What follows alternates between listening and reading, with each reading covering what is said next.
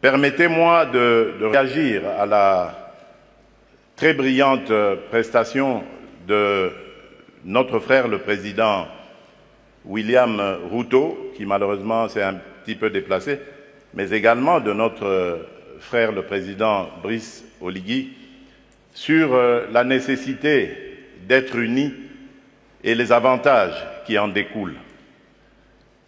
Je suis un panafricaniste convaincu.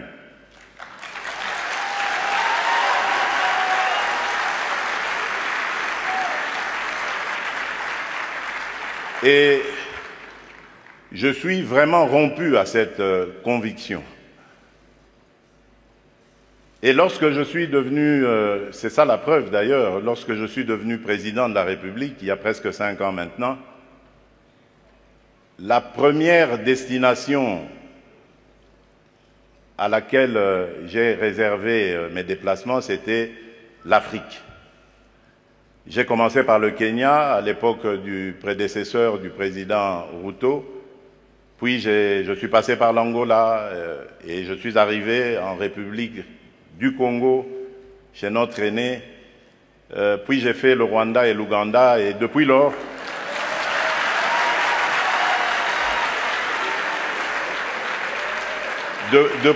depuis lors, j'ai parcouru et visité tous les 9 pays voisins de la République démocratique du Congo.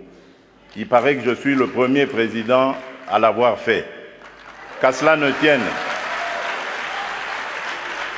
tienne, mon but était de parler à tous mes interlocuteurs, mes pairs, de la nécessité que nous avons de vivre en paix, de vivre unis et de développer des projets qui vont être à l'avantage de nos populations respectives. Et je suis en mesure de vous donner, pour chaque pays que j'ai visité, chaque pays voisin, les projets sur lesquels nous avons commencé à parler, à nous organiser pour les développer. Donc c'est vous dire l'attachement que j'ai à la paix et à l'unité des peuples d'Afrique. Mais, car il y a un mais,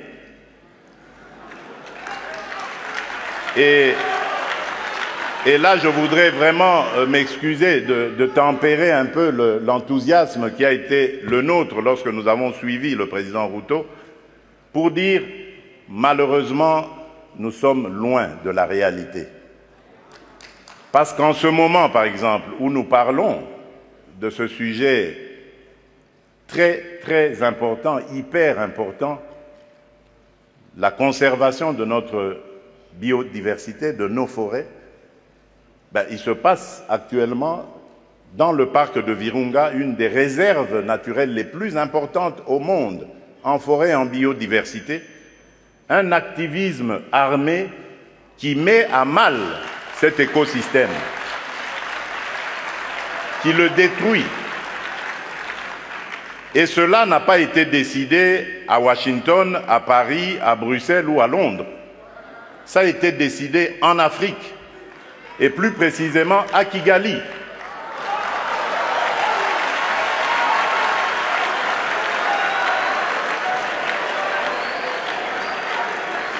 C'est l'œuvre d'un frère africain. C'est pour vous dire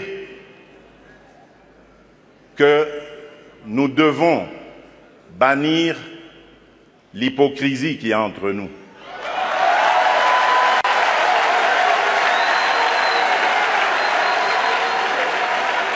Nous devons bannir des fléaux tels que le tribalisme, la haine de l'autre. Et c'est là, je crois, que nous pourrions parler d'abattre nos barrières, d'effacer les tarifs douaniers, etc. Tout simplement parce que, malgré nos engagements, rappelez-vous, à l'Union africaine, l'horizon 2020 était l'objectif pour faire taire les armes en Afrique. C'est devenu une chimère. Et nous ne nous en offusquons pas. Nous ne condamnons pas.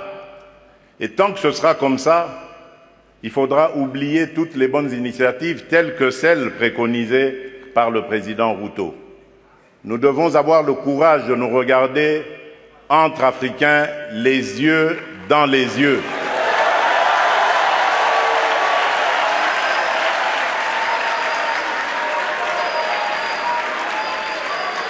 Et nous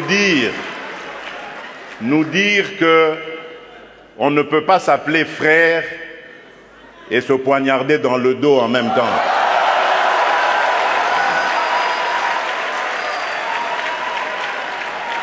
Nous devons arrêter de rejeter nos responsabilités sur les étrangers non africains. La colonisation, ça fait une soixantaine d'années qu'elle allait terminer en Afrique. Ceux qui nous avaient colonisés, divisés, aujourd'hui ils ont compris le sens de la paix. J'en veux pour preuve la France et l'Allemagne, pour ne citer que ces deux pays, qui étaient les meilleurs ennemis dans le passé et qui sont les meilleurs amis aujourd'hui, le moteur de l'Union européenne. Tant que nous ne réfléchirons pas comme ça, eh bien ces gens-là, ces amis, ces partenaires à qui nous rejetons toujours la faute, ils continueront à nous prendre pour des irresponsables, ils ne nous respecteront jamais.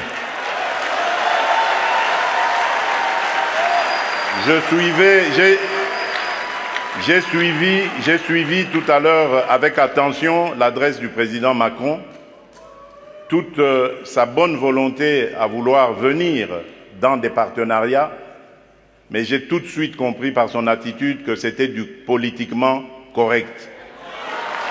Il n'en croyait pas un mot. Non pas parce que lui est menteur, non, loin de là. Parce que nous ne sommes pas sérieux, et eux le savent.